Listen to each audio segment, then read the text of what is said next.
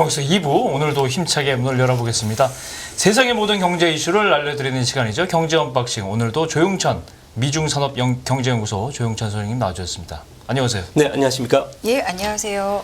요즘 중국 경제 이야기 보면요, 뭐 심상치 않다 이런 보도들 계속 나오고 있는데, 그렇죠. 중국 부동산 대기업이죠. 비구이 위안의 이제 디폴트 가능성까지 이제 나오고 있더라고요. 일단 소장님께서는 지금 상황 어떻게 좀 보고 계신지 먼저 들을게요. 저도 중국을 한때 좋아해서 지방 도시들을 많이 다녀봤는데요. 네. 거기가 보면 비구이한 그 간판이 붙어있던 공사 현장들이 상당히 많았습니다. 주로 2선 도시뿐만 아니라 3, 4선 도시에 많았고요. 네. 위이사 같은 경우에는 자산 규모만 320조 원 정도가 됩니다. 20조요. 네, 그러니까 중국의 1위 민간 부동산 개발회사인데 예. 단돈 300억 원을 조달하지 못해서 유동성 위기에 빠졌다는 겁니다. 그렇게 된다면은 중국의 9만 개에 달하는 부동산 개발 회사들은 생존 여부를 알 수 없는 상황으로 지금 내몰렸다는. 뭐 불을 보듯 뻔한 예, 거죠. 그렇습니다. 그래서 지금 9월에만 하더라도 회사채 원금과 이자가 1조 1천억 원 정도 되고요. 달러 이자만 5,800만 달러 정도가 되는데 1년 내에 상환할 의무가 있는 부채는 무려 17조 원 정도라고 합니다. 그렇죠. 만약 지방에 건설되고 있는 프로젝트가 홍다보다 한 4배 정도 많은 상황에서 일단 공사가 중단이 된다면은 아무래도 홍다 때보다도 충격이 더 클 수밖에 없고요. 이렇게 되면 시진핑이 가장 우려했던 회색 코뿔소가 출현할 가능성이 상당히 크지 않나 보여집니다. 그래요. 근데 문제는 중국 정부가 구제책을 내놓지를 않고 있다는 겁니다. 아무래도 이는 그 부동산 개발 회사들이 공동 부의에서 지적한 과다 편취 기업의 한 부류에 지금 속하고 있다는 거고요. 네. 또 대출에 의한 무리한 사업 확장을 했고 또 부동산 가격을 급등시켰던 문제아들인데 이것을 세금을 통해서 국민의 피와 땀을 가지고 모았던 세금을 통해서 줄 수는 없다는 거죠.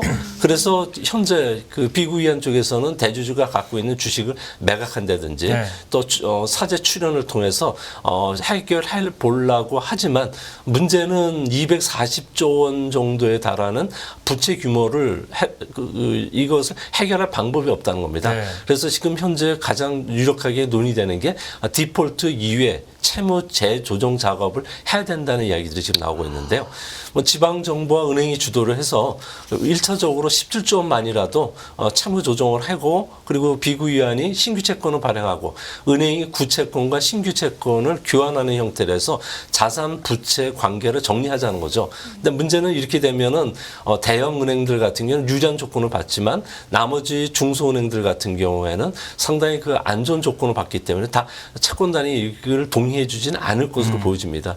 이 때문에 오죽했으면은 바이든 대통령도 중국 경제는 폭발을 기다리고 있는 시한폭탄과 같다고 호평할 정도로 이번 사태가 좀 크게 번질 가능성이 있지 않나 보여집니다. 그렇군요. 이게 중국은 정말 부동산 호황으로 상당 기간 동안 커왔다. 경제가 커왔다. 그래도 과언이 아닌데 홍대그룹만 해도 굉장히 휘청한 국가 경제에 영향을 주잖아요. 근데 미국 위안이 홍다그룹보다 더 큰 그룹이에요, 사실은. 네, 그렇습니다. 그렇죠.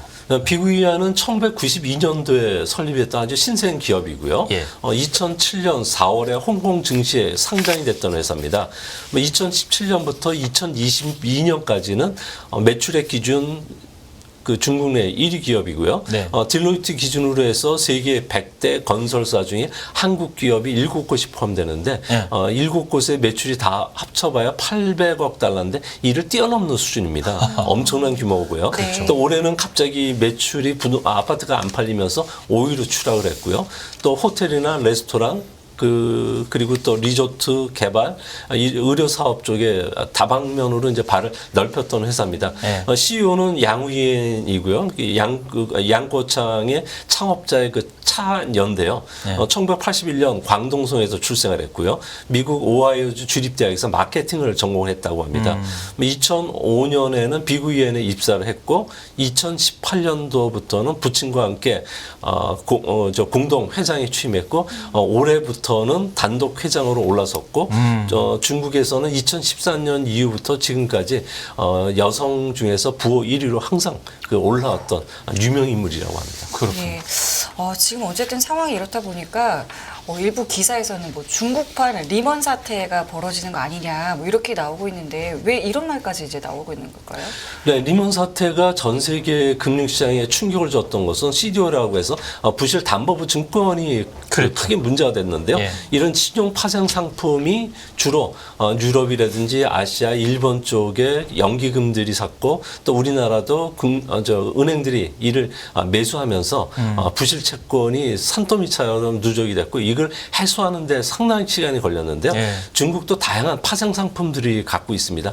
하지만 그 국제 투자은행들은 이를 판매했을 때 보험도 같이 드러나야 되기 때문에 결코 손익에 도움이 안 된다고 해외에서 판매를 안 했거든요. 그래서 네. 중국에서만 거래가 됐을 뿐이고요. 또 부동산 개발회사들의 운영자금 고위험, 고수익을 쫓는 이재 상품 쪽에서 많이 조달을 했습니다. 네. 이재 상품은 규모가 4천조 원 정도 되는 천문학적인 규모인데 이 정도의 등치의 그 이재 상품이라고 하더라도 비구이엔이라든지 헝따 그리고 다롄 완다가 한 번씩 충격을 주면서 그 중국 안에서는 자금 시장에 큰 교란 요인이 발생했는데 네. 이렇게 된다면은 이번 사태가 다른 금융권이라든지 반도체나 철강 그리고 현재 부채 상황이 상당히 안 좋은 많은 IT 기업들이 있는데 이쪽으로 파급이 됐을 경우에는 그야말로 중국 경제의 뇌관이 될 수 있지 않나 보여집니다. 맞아요. 이 때문에 중국 같은 경우는 급하게 금융시장 안정을 위한 정책들을 발표했는데요. 뭐 15일 날 단기 금리를 인하시켰고요. 또 사실상의 그 기준 금리라고 하는 LPR도 이제 곧 인하시킬 그런 분위기입니다. 이제 문제는 51조 원의 유동성 지급 효과를 주는 이런 그 단기 처방책을 내긴 했지만 아무래도 지금 현재 중농 부동산 신탁이 64조 원의 자금 지원을 중단할 정도 지금 상황이 상당히 안 좋게 번지고 있는데요. 하지만 중국 정부 입장에서 볼 때는 한번 자기가 직접 나설 가능성도 있지 않나 보여집니다. 아무래도 중국은 댐이 터지기 전에 물꼬를 다른 데로 돌릴 수 있는 능력을 갖고 있는 나라인데요. 네. 대표적으로 GDP에서 국가 부채 비율이 25%밖에 안 됩니다. OECD 국가 평균치도 훨씬 미달하고 있기 때문에 네. 국채 발행을 통해서 이런 부실 채권을 정리할 수가 있고요. 또 한 가지는 1999년도에 4대 국유 자산관리 공사를 통해서 국유 상업은행의 부실 채권을 정리해봤던 경험이 있습니다. 이 때문에 미국이나 다른 그 해외 투자사를 통해서 부실 채권 처리를 시키기 위해서 ABS죠. 네. 기업 자산 증권화 상품이라든지 CLO 대출 채권 증권화 상품들을 판매를 하고 이 시장과 관련된 유통시장을 좀 확대시키는 거래 활성화 조치들을 시키면 어느 정도 해결될 것으로 보고 있고요. 또 한 가지는 최악의 국면에 리먼 사태가 터지거나 좀 충격적인 상황이 도래했을 경우에는 국가 순자산 규모가 무려 100조 위엔이 좀 넘는다고 합니다. 그러니까 엄청난 규모가 되고요. 이 중에서도 해외 국유기업들이 갖고 있는 그 상장되어 있는 우량 자산만 하더라도 28조 위엔 정도가 되니까 뭐 서브프라임급 위기 정도는 충분히 한 번 정도는 넘을 수 있지 않나 보여지기 때문에 이런 그 정책들을 써게 됐을 경우에 뭐 중국 경제와 관련된 신뢰도가 떨어진다는 측면에서 특히 시진핑의 체면이 훼손당한다는 측면에서 아무래도 그 이거와 관련된 규제 조치는 가장 마지막에 쓰지 않을까. 그래서 당분간 상황은 좀 더 악화되는 국면을 겉들 것으로 보여집니다. 그렇군요. 이게 지금 말씀하셨다시피 2008년 미국 서브프라임 모기지 사태도 사실은 부동산 문제였어요. 아시다시피. 거의 비슷한 상황이 되는 건데 그럼 중국이 결국은 이제 망가지게 되면 글로벌 경제, 뭐 미국 포함해서 경제는 굉장히 안 좋거든요, 사실. 그래서 뭐 경계할 수밖에 없는데 중국 당국이 일단 급한 불을 꺼야 되고 방금 말씀하셨지만 조금 더 진행될 거라고 말씀하셨는데 금리 15일 날 금리 인하까지 단행했어요. 그 정도로 좀 급박하게 돌아가고 있는 것 같은데 시간 벌기라는 해석도 있어요, 이거에. 어떻게 보세요? 금리 인하를 하면은 이 정도 상황이라면 우리 식으로 해서 0.5%포인트씩 팍팍 내려야 되는데. 많이 내려야죠. 네, 근데 단기 금리는 0.1% 내지 0.15%밖에 내리지 않습니다. 그러니까요. 참새 눈물처럼 눈물이 있는지도 모를 정도로 살짝 내렸는데요. 아무래도 위에나 저라가 급속하게 절하되는 것을 막기 위해서 그런 것은 아닌가 이렇게 보여집니다. 네. 현재 문제는 중국 정부의 고민도 유동성 함정이 지금 빠져 있거든요. 그래요. 그런 상황 속에서 금리를 아무리 내려봐야 오히려 돈이 돌지 않으니까. 예, 그러니까 돈도 안 들 뿐만 아니라 부채 상환을 먼저 해버린다는 거죠. 그렇지. 그러면 경제는 그야말로 진짜 내려갔자 밑빠진 독에 소용없어요. 물빠지시 될 것 같고. 네. 근데 부동산 경제가 중국 경제에 차지하는 비중이 보통 그 건설업과 그리고 부동산업은 한 14% 되고, 네. 그리고 철강을 비롯한 건축자재 그리고 내구재까지 포함한 29% 되고요. 어이구. 또 그 부동산과 관련된 직접 고용 창출 효과가 8,900만 명 정도가 되니까 네. 중국 정부 입장은 상당히 걱정이 된다는 거죠. 그렇죠. 근데 문제는 이런 대규모의 사정 활동뿐만 아니라 반북계 척결운동, 사치 금지령까지 내린 상황에서 누가 아파트를 고급 아파트로 들어가려고 할 것이며 그런 그 갖고 있었던 사람들마저도 지금 내놔야 되는 입장인데 이제 금리 인하만으로 한계가 있고 그래서 중국 정부가 계속 쓰는 정책이 아랫돌을 빼서 윗돌에 개기식 그런 정책이죠. 그러니까 정부가 계약금 규제 완화라든지 또한 그 거래세를 좀 낮춘다든지 호적 제한을 완화 내지 철폐를 한다든지 부동산 개발업자에게 일회성 자금 지원만 쓰고 있다는 겁니다. 근데 문제는 근본적인 개혁 정책, 그러니까 시장 주도의 개혁 정책을 쓰지 않는 한 이런 문제들은 해결될 가능성이 없다는 측면에서 과연 이게 일본식 그 잃어버린 30년이 재현되는 것은 아니냐. 일본도 현재 부채 축소뿐만 아니라 물가 하락 그리고 그 토지나 그 부동산 가격이 하락함으로 인해서 이런 디플레이션 상황이 지난 30년간 그러니까요. 고착이 됐는데 네. 중국도 비슷한 현상이에요. 이런 현상을 걷는 것은 아닌가 이렇게 보여집니다.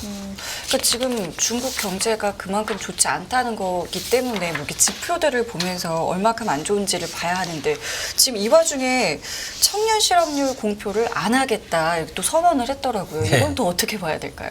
대충 중국을 어느 정도 이해하는 사람들은 6월 달에 대졸자들이 1,158만 명이 쏟아지는데 네. 과연 중국이 청년 실업률을 계속 발표할까? 의문을 품었는데 역시 그 의문은 중국 정부가 말끔하게 해소시켜줬습니다. 아니 한 학년에 대학생 나오는 게 1년에 1,150만 명이에요? 예, 그렇습니다. 아, 대단합니다. 그러다 보니까 16세에서 24세 청년들 같은 경우에는 지난 7월 이제 이번 7월 달에 이제 발표가 안 됐는데 6월 달이 21.3이었으니까 이것보다 훨씬 더 올라갔던 것이고요. 예. 베이징대 그 단준 교수가 자신이 추계 자료에 따르면은 네. 젊은 층의 그 실업률에는 대졸자들로 탈색한 그런 그 통계 오류가 있었다. 그게 한 2천만 명 넘게 있었는데 이번에 만약에 3월 기준으로 자기가 추계한 바에 따르면 46.5%까지 올라간다. 청년 실업 거의 예. 절반 근데 가까이. 이번 대졸자들까지 네. 포함시키고 그랬을 경우에는 이게 더 올라갈 수밖에 없다는 거죠. 그러니까 중국 정부 입장에서는 통계와 관련된 실업 측정 방법을 개선시킬 필요가 있다는 명목하에 중단을 시켜버렸다는 겁니다. 수치가 너무 안 좋으니까 불안감 주소한다고 이제 그 아예 발표 못하게 하는 이제 거죠. 사회 안정이 가장 중요한 거고요. 그런데 문제는 대졸자의 80%가 취업을 선호하는 IT 기업들은 취업 문을 지금 닫고 있는 상황입니다. 뭐 공동 부유라든지 계획 경제라든지 국진 민태라든지 네. 이런 작업들을 쓰다 보니까 경영이 불확실해지니까 누가 이런 상황 채용, 속에서 신규 채용 안 한다 예, 이거죠. 신규 채용 안 할 수밖에 없는 거고 그러다 보니까 졸업 이코로 실업 그리고 고학력 그러니까 석사 이상은 더 심각한 상황이 되지 않나. 그래서 주요 기업들 같은 경우는 중국 탈출 현상들이 지금 엑소더스들이 일어나고 있는데요. 네. 그러니까 세계 공장 역할도 이제 끝나가고 있다는 거죠. 포드나 인텔이 이제 중국 사업을 거의 다 축소해 나가는 편이고요. 그래요. 삼성전자, LG전자, 현대자동차 그룹도 중국에서 생산 시스템을 지금 거의 그 축소시키거나 네. 이제 다른 나라로 나가고 있다는 거죠. 그래서 경공업, 중공업, IT 첨단 분야까지도 중국 기업들마저도 중국을 떠나는 상황이고 그러다 보니까 2분기에 중국의 스마트폰 탑 3 기업이죠. 오포, 비포, 오너 같은 경우에는 가격 인하에도 판매가 팔리지는 않다 보니까 이 인력 시장 자체가 지금 문을 닫은 상황이라고 합니다. 네. 아니 이 공식적으로는 6월 중국의 청년 실업률이 21%인데 이게 사실상 거의 절반 50%에 육박한다는 거 아니에요 지금 이 심각한 문제인데 이런 거를 통틀어서 이제 제니 옐런 미국 재무장관 같은 경우는 중국의 경제 불안은 곧 미국 경제에는 위험 요소다. 곧 이거는 세계에도 좋지 않다. 그래서 이제 주가가 또 하락하고 국내 경제도 마찬가지입니다. 한국 경제도 상당히 위험 요인이라고 보는데 전체적으로 어떻게 위험 리스크 요인은 어떻게 보세요? 이게 바로 7월달 그 중국의 그 경제 지표에서 나왔는데요. 7월 소매 판매 같은 경우는 전년 동월 대비 2.5%로 3개월 연속 증가세가 뚝 떨어졌다는 거죠. 네. 또 산업 생산은 3.7%, 고정자산 투자도 3.4%, 통계 조작을 했음에도 이 정도 나왔다는 것은 상당히 위험 수준으로 보여지는데요. 예. 중국은 물가뿐만 아니라 부동산 가격이 동시에 하락하는 더블 그 디플레이션 상황에 지금 빠져 있는 상황입니다. 그렇죠. 과거 일본 사례를 한번 볼까요? 토지나 주택 같은 경우에 시가총액이 1990년 기준으로 일본은 2,685조 엔 정도가 됐습니다. 이를 피크로 해서 2005년도까지 일본의 GDP의 2배에 해당하는 1,000조 엔이 사라져 버렸거든요. 그러면서 일본 같은 경우에는 은행단들 같은 경우는 부실 채권 처리를 위해서 지난 30년간 그야말로 허리띠를 졸아맸고 맞아요. 그리고 급여도 인상을 안 시켜주고 거의 없었죠. 어려움에 맞아요. 처했었는데 돈과 시간을 다 잃으면서 오직했으면 잃어버린 30년이라는 하소연을 할 정도였다는 거죠. 그래서 중국 정부가 이것을 방지하기 위해서 시장 안정화 조치에 지금 긴급하게 지금 나선 모습인데요. 만약에 일본처럼 잃어버린 30년이 찾아왔을 경우에는 아무래도 그 아시아 경제는 조금 악영향 미칠 수밖에 없지 않나 이렇게 보여지는데 다행히 일본 같은 사례를 보더라도 그 당시 일본은 세계 2위 경제 국가였어요. 중국과 거의 비슷한 경제 국가였는데 네. 세계에 미치는 영향이 그렇게 크지는 않았거든요. 그래서 이번에도 중국 정부가 연착륙 대책을 내놓는다면은 다행히 그렇게 큰 충격 없이 지나갈 수 있는데 문제는 미국 같은 경우는 이번 4분기에 기술적인 그 마이너스에 빠질 가능성이 크다는 거죠. 성장률이. 그렇게 되면 G2발 조용한 경제 위기가 찾아올 가능성이 큰데 이렇게 됐을 경우에 네. 우리가 쓸 수 있는 카드는 미래 산업 분야에서 중국이 투자를 이제 못하게 되니까 우리가 중국보다 기술력에서 한 85% 정도 떨어져 있는 AI라든지 양자 컴퓨터라든지 이런 분야에서는 우리가 조금 더 투자를 해서 앞서갈 수 있는 기회가 찾아온 것으로 보여지는데 우리가 90년대 일본의 버블이 터지고 나서 일본이 도저히 그 이후에 기세를 못 모았던 게 전자 분야라든지 조선 분야라든지 그렇죠. 이런 부분이었거든요. 그래서 이런 부분을 우리가 따라갈 수 있다는 거죠. 그래서 4차 산업혁명의 활용점정이라고 할 수 있는 커넥티드카, 메타버스, 인공지능, 첨단 군사장비 상용화에 우리가 조금 더 박차를 가하면은 좀 어렵기는 하지만 어느 정도 우리가 아시아 시장에서 맹주로서 다시 부각이 될 날이 있지 않나 이렇게 보여집니다. 네. 그리고 앞서 그 금리 인하를 단행할 때 위안화를 고려했다고 말씀해 주셨잖아요. 그러면 지금 앞으로 이 위안화의 전망은 좀 어떻게 보고 계세요? 네, 위안화가 어저께 1달러에 7.29 위엔까지 네. 지금 절하가 됐는데요. 네. 5주 연속 지금 하락을 했습니다. 그러면서 외국인들이 중국 증시를 이탈하면서 중국 증시도 지금 하락세가 지금 가파라지고 있는데요. 그렇죠. 문제는 9월 달부터는 중국의 위엔화 절하 압력이 더 거세질 가능성이 크지 않나 보여집니다. 이는 중국 경제가 그동안에 버틸 수 있었던 것은 기저효과 때문에 영향이 컸었는데 이런 기저효과가 이제 사라지기 시작하는 게 네. 9월 달부터라는 거죠. 이 때문에 중국 같은 경우는 6월 달에 여행 수지 적자가 한 62억 달러 정도 됐는데 네. 이제 여행 자유화되면서 돈들이 한 90억 달러 이상 많이 또 유출이 될 거로 보여집니다. 그 여기에다가 또 외국인들의 자본 이탈로 인해서 위안화 절하 압력은 더 세게 받을 가능성이 큰데요. 중국 정부가 이제 시장이 원하는 대규모 경기 부양책을 쓰는 자체 는 부실채권 문제를 또 우려하기 때문에 쓸 수도 없는 상황이기 때문에 이제 앞으로 중국 같은 경우에는 위안화 절하 압력이 더 커지고 지금 현재 그 가장 큰 문제가 그 부동산 개발회사들의 유동성 문제가 지금 상당히 심각해진 이유 중에 하나가 인민은행이 위안화의 급속한 절하를 막기 위해서 시중은행단들한테 달러 매수를 자제 요청을 해줬다는 겁니다.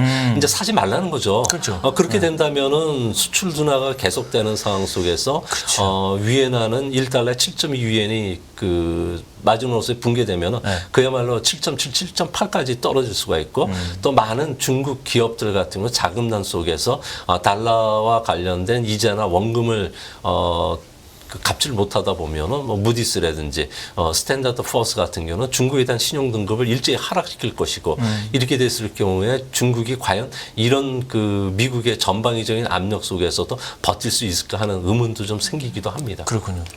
극단적으로 가면 안 될 텐데요, 상황이.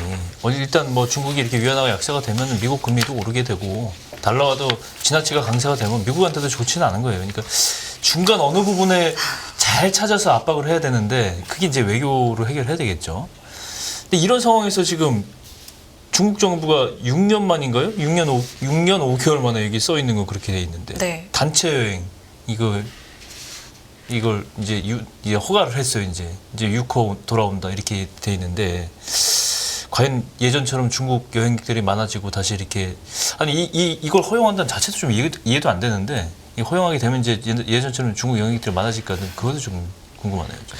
네, 중국 같은 경우는 올해 들어서 세 차례에 걸쳐서 그 138개국에 대한 여행 자유화를 실시를 했습니다. 예. 그러니까 단체 여행이 이제 허용이 됐는데 중국이 지금 외교 관계를 맺고 있는 182개국 중에서 분쟁 지역을 제외하면 전부 해제를 한 것으로 보여지는데요. 시진핑 주석 같은 경우에는 중국인들의 해외 그 묻지마식 쇼핑을 상당히 싫어했다고 합니다. 이 때문에 각종 규제 조치가 내려졌고요. 밖에 나가서 막 돈 달러 쓰고 막 그런 건 안 그렇죠. 되잖아요. 그 국격에도 맞지 않는다는 거죠. 또 시진핑이 선호하는 여행은 홍색 여행이라고 합니다. 네. 그러니까 집권 시기 이후에 춘절이라든지 국경절 황금 연휴에는 공산당의 그 연고지 여행을 대대적으로 선전하면서 가라고 좀 많이 체근거렸고요. 사상과 네, 이 맞습니다. 당의 유익한 여행을 네. 권장한다 이 말씀이죠. 거기에다가 다녀온 간부들에 대해서는 네. 인사상의 고과 점수를 더 좋게 준다는 겁니다. 그러니까 안 갈 수 없는데 공산당의 유명한 전적지라든가 네. 뭐 이런데. 근데 이제 한국 여행자 수들을 보니까 네. 올해 들어와서 4월 달부터 2019년 코로나 이전 수준으로 빨리 회복이 되고 있다는 겁니다. 그 때문에 유명 여행지에서는 여행객들이 몰리다 보니까 당연히 물가가 올라갈 수밖에 없는 거죠. 그렇죠. 호텔비도 올라가죠. 그렇죠. 항공료도 올라가죠. 각종 그 음식료도 올라가기 시작하니까 여행 물가가 7월 달에면 무려 13%나 급등을 해버린 겁니다. 중국인들이 부글부글하게 끌고 있는데 네. 여기에 사정 활동이라든지 사치 금지령까지 내려버리니까 인민들이 더 이상 그 분노가 시진핑이 행하지 않도록 이번에는 규제를 좀 해제시킨 것은 아닌가 보여지는데요. 이제 문제는 서민들의 분노가 여행을 갈 수 있는 사람들은 부유층들이고 자신들은 여행을 갈 수 그렇죠. 없다고 보니까 그렇죠. 아무래도 서민들의 불만은 또 커지고 이걸 어떻게 달랠까? 이거는 또 다음 배에서 또 설명드리도록 하겠습니다. 예. 그러면은 보시기에 이게 지금 중국 경제가 막 좋지 않다고 하는데 그 예전에 그러니까 뭐 코로나 이전 수준으로 이 관광객들 많이 찾아올 수 있을 거라고 보세요? 네, 결론적으로 말씀드려서 반반 정도가 되지 않을까 보여지는데요. 코로나 전인 2019년도에 중국인들의 해외 여행객 수는 1억 5천만 명 이상이었습니다. 1년에? 예, 그렇습니다. 아이고, 그래서 정말요? 중국의 진짜 문화관광부 같은 경우에는 10일부터 이제 여행 자유화가 되면서 네. 트리닷컴 그룹을 비롯해서 많은 여행사들이 해외 단체 여행 상품들을 올리기 시작을 했고요. 네. 항공권 플러스 호텔 서비스권도 같이 판매들을 하고 있습니다. 네. 근데 중국 관광객들을 보면 50%가 단체 관광객들인데요. 네. 단체 관광객과 관련해서 2월 달에 먼저 개방된 태국을 보면은 뭐 우리나 그리고 일본에 비해서 특수가 분명히 있었다는 겁니다. 아무래도 면세점을 이용하는 사람의 90%는 중국인이었기 때문에 그런 걸로 보여지고요. 문제는 이번에 여행 자유가 된다고 보면은 우리나라 원화는 그동안에 그렇게 크게 움직이지는 않았습니다. 네. 한 10% 정도 절하된 정도였고 일본 같은 경우는 그 코로나 전에 1달러에 115엔대에서 현재는 145엔대까지 20% 이상 절하가 돼 버렸거든요. 그러니까 일본 여행이 더 싸다는 거죠. 우리나라 여행객들이 일본에 가는 이유는 싸고 질 좋은 여행을 즐기겠다는 건데 그렇죠. 중국인들 똑같다는 거죠. 그렇죠. 그래서 현재 우리나라 입장에서 봤을 경우에는 일본을 들리는 여행객이 우리보다 더 많기 때문에 실질적으로 우리가 코로나 이전을 회복하려면 2024년 여름철 이후에나 진행이 될 가능성이 크지 않나 이렇게 보여집니다. 그렇군요. 일단 여행 수지적으로는 중국인 유커들이 한국을 다시 찾아온다면 경제에는 도움이 될 것 같아요. 어느 정도도 좀 효과가 있을 것으로 보세요? 네, 중국인들 같은 경우에는 그 사드 보복이 시작하기 전이었던 2016년도에 보면은 807만 명이 찾아왔는데 네. 작년에는 23만 명에 그쳤습니다. 상반기에 그 중국인 관광객 수들을 보면 우리나라는 58만 명으로 일본의 86만 명의 이이지만 2019년 상반기에 비교해 보면 회복률이 19.5%밖에 안 된다는 겁니다. 일본의 회복률은 무려 52%인 점을 비교해 보면 네. 아무래도 일본 쪽이 우리나라보다도 3배 이상의 그 특수를 네. 만끽할 가능성이 크지 않나 보여지고요. 또 이번 조치가 단체 여행객들 같은 경우에는 뭐 2019년도에 그 절반 정도 수준이 300만 명 정도가 1년 이내 들어오면은 좀 다행이지 않을까 생각이 됩니다. 300만 명이 들어온다면 GDP는 한 0.2%포인트 정도 올라갈 것이라고 우리나라 한국은행이 자료를 통해서 발표했는데 예. 100만 명당 0.8% 정도 올라간다고 보았을 경우에 우리나라 성장률이 국제 IB들이 볼 때는 1.2에서 1.4 정도 되니까 네. 0.2%포인트 아주 큰 폭입니다. 그래요. 그래서 아무래도 요거들을 한국에 유입시킬 수 있도록 좀 매력적인 그 어메이징한 그 세일 쇼핑을 좀 한다든지 아무래도 중국인들이 제일 좋아하는 게 세일 해주는 거. 그러니까 중국식으로 제일 좋아하는 네. 2+1이 아니라 화끈하게 1+1으로 해줘야 되지 않나 보여지고요. 네. 또 다행스러운 것은 2016년도부터 그 크루즈 여행을 통해서 우리나라 제주도를 방문한 사람이 120만 명 정도가 되는데 이번에 크루즈 여행이 일본으로 가는 편이 많다고 합니다.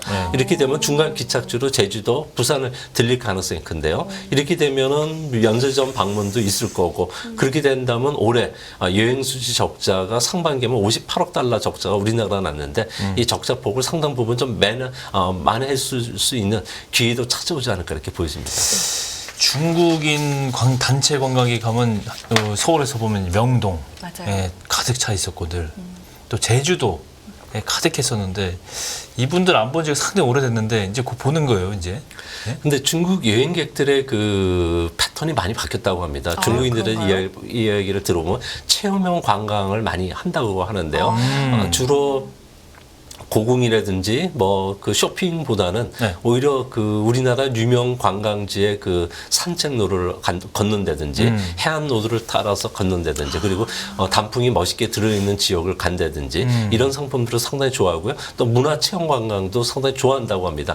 또 한 가지는 중국에서는 최근에 들어와서 먹자 열풍이 있기 때문에 우리나라의 중국인들이 좋아하는 재래시장을 통한 그 먹자 관광도 개발시킬 필요가 있기 때문에 이전보다는 좀 획기적으로 공무원들이 생각이 좀 바뀌어야 되는데 공무원들 생각이 여전히 그 탁상 공론식이기 때문에 이 부분을 빨리 탈피하는 여부가 우리한테는 상당히 좋은 기회가 찾아오는데 이 프로를 공무원들이 제발 보셔가지고 좀 시스템을 좀 바꿔줘야 하지 않나 생각이 됩니다. 아니 여행 유튜버들 이렇게 보고 그러면 그 전문가분들이 나와서 여행의 패턴을 얘기하는 분들이 있는데 이게 중국인들도 사실 우리가 사실 솔직히 말해서 예전에 중국인 단체 관광객들을 많이 그 좀 비난한 사례가 많았잖아요. 뭐 각종 뭐 오물투기라든가. 근데 점점점 이제 여행에는 패턴들이 세련돼지고 다음 단계로 넘어가면서 방금 말씀하신 것처럼 맛있는 곳 찾아가고 유서 깊은 곳 찾아가고 또 개별 여행도 많아지고 이렇게 되면서 거기에 맞는 중국인 관광객들에 대한 어떤 그 국가적인 대응 이런 것도 필요하다. 그렇게 정리하면 되겠잖아요. 그죠? 네, 그렇습니다. 뭐 가는 말이 고와야지 오는 말도 곱다고 하는데 중국인들하고 이야기를 하다 보면은 무슨 이야기를 하는 거니? 아니 김밥이 어떻게 10,000원씩이나 하냐 한 줄에 나 이게 뒤통수 당했다. 그러니까 나중에 쓰레기라도 투기하겠다는 이야기들 많이 내가 들었거든요. 그래서 지금 최근에 한국을 선호하는 여행객들은 젊은 층입니다. 한국을 찾던 그러다 보니까 우리나라 K-팝이라든지 K-콘텐츠와 관련된 한류를 맛보기 위해서 오는 사람 그렇습니다. 많잖아요. 이런 것들을 방송국이 좀 문화상품으로 좀 판매한다든지 중국인들에게 특별 우대권을 좀 주고 그리고 또 이 티켓을 갖고 온 사람은 면세점에 가면은 뭐 서비스라도 좀 받을 수 있게끔 이런 그 1+1 행사를 하는 게 더 좋지 않나 이렇게 생각이 됩니다. 김밥 한 줄에 10,000원 좋겠는데요? 바가지죠, 그럼 정말. 김밥 먹어본 적이 없는데 저희는 그러니까. 이거 정말 이제 큰 문제입니다. 맞아요. 이제 검색하면 다 나오기 때문에 정직하게 좀 저희도 여행객들을 좀 대해야 될 것 같다는 생각을 하면서 오늘은 여기까지 함께하겠습니다. 조영찬 소장님 오늘도 감사합니다. 네, 수고하셨습니다. 예, 깊이가 다른 경제 뉴스 해남뉴스 경제TV 경제 언박싱 오늘 여기서 마무리하겠습니다. 네, 시청해주신 여러분 감사드리고요. 저희는 내일 이 시간에 다시 찾아뵙겠습니다. 지금까지 김경훈 성유미였습니다. 고맙습니다. 고맙습니다.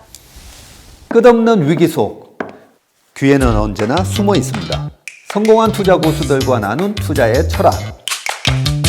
다가올 기회를 잡아내는 부의 만찬으로 여러분을 초대합니다. 푸짐하게 한 상 차려놓았습니다.